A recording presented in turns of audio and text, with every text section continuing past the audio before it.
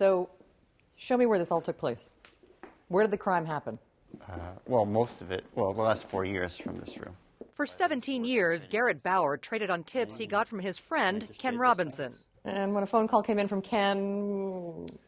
That happened once or twice a year on those type of phone calls, but I did talk to Ken probably 5 days a week. So normally we would talk almost every single day. Robinson got his tips from Matthew Kluger, a Washington lawyer who would get confidential, non-public information about mergers and acquisitions from his firm's email servers.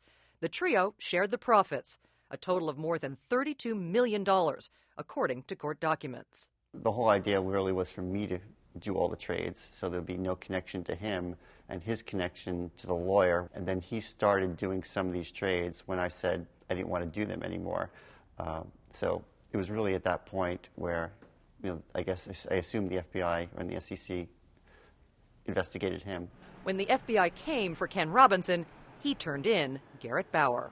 After about a month or so, I sort of stopped being angry. Ken didn't force me to do what I did. You don't always know what you're getting into. You do know the information is illegal, but just like I thought, most people think that they're just not going to get caught. And I'm trying to let people know that people do get caught. Bauer and Kluger pleaded guilty in December to securities fraud, conspiracy to commit money laundering, and obstructing justice. They could face prison sentences of up to 20 years.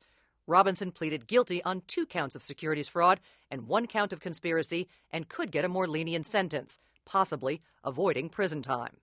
Neither the prosecution nor the FBI would speak on camera about any matter currently before the courts.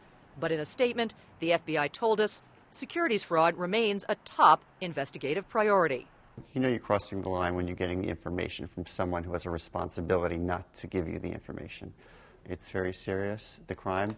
Penalty, what I'm facing, almost 10 years in prison, losing everything I have is pretty serious. That includes millions of dollars in fines and civil penalties. The government has already seized all of Bauer's bank accounts and property, including the apartment he bought for $6.6 million in cash in 2009. Do you care about losing this apartment? Not that much.